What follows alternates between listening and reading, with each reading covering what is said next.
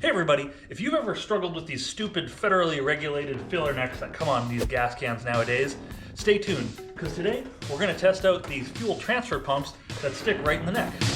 Unboxing and review with Ecophage.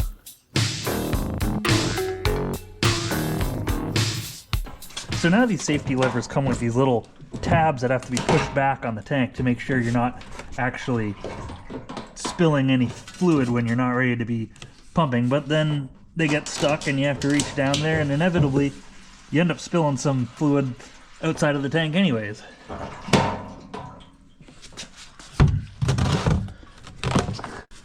So today we're testing a couple of these transfer pumps to see how good they work. So this is one of these fuel transfer pumps. They sell online for about 40 bucks, but this is a really cheap Chinese knockoff I got off eBay. Now, I've done a video on this VEVOR diesel heater before, and it's really convenient. And I put it in this little box so it actually draws air in from my addition, heats it up, and then pushes it back out to the addition. The video on that in the link up here. But the biggest problem is filling it. So I have a hole in the top and I run a funnel through into this cap in here. But the problem is when I fill it, I have to use a rubber glove and I have to like pull down this stupid foreskin thing here on the kerosene tank, and it's annoying. It spills all over the place. I've soaked this floor before. It's super annoying. And then I realized I should just get one of these. So today we're going to try this thing out and see whether it's worth the less than 20 bucks I spent on it. So it's got two D batteries up here and a button up top. So let's go ahead and we'll put it in the tank and see if we can transfer fuel over. Figure out whether this thing's worth anything.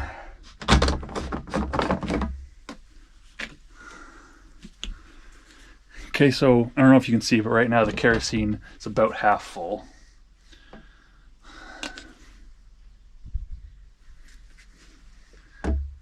So it's just got a little impeller in there. And we'll put this down in the kerosene. And we'll put this end in here. And let's hit it.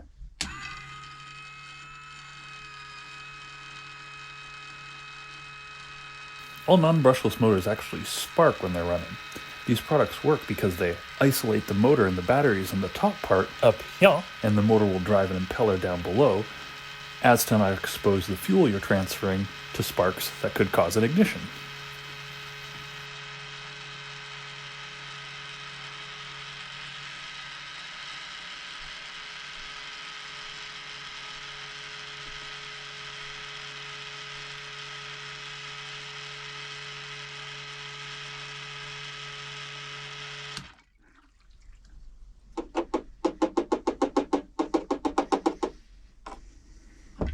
So I don't know if you saw that there, but I had a pretty strong stream and it filled that tank in about 20 seconds or less. So that's really good.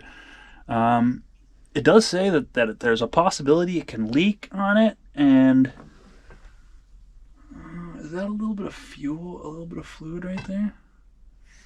It is. So it does appear that there's a little bit of fluid in that little vent right there. But let's see.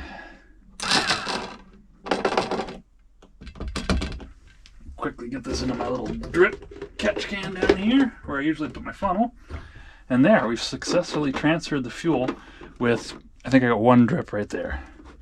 That's probably the least amount of spilled fuel ever. And this thing, it was less than 20 bucks, and I think it's a pretty good deal. I think it's probably even worth spending the money on the $40 ones. So I did buy the more expensive one, so let's test that. So this thing's really convenient. You just drop it in the filler neck hole for your thing, and then the nice part is that you can actually switch it on and it doesn't start flowing until you pull the trigger.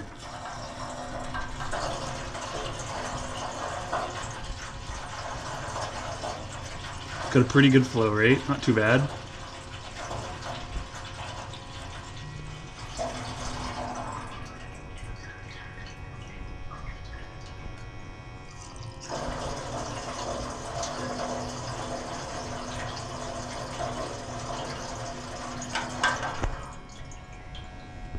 The other thing the more expensive model had was it came with instructions, which actually showed me that the little rubber rings that they both came with, even the cheap one, was supposed to go around the plastic. And then the more expensive one actually came with a hose clamp to clamp this down. So we're actually not really getting any leaks from this more expensive one. So, I mean, for that and the on-off switch, I would definitely recommend the more expensive of these fuel transfer pumps. They're pretty nice and they're not too bad, and you won't dump gas or kerosene or whatever you're working with all over the place every time you go to transfer some fuel. So I definitely recommend them. So 2 tips I would give is, first thing, you want to find some sort of cap and put it on the end of the filler spout here, because I ended up dropping the filler when I was coming in and dropped it on the deck, and now the deck's probably stained forever.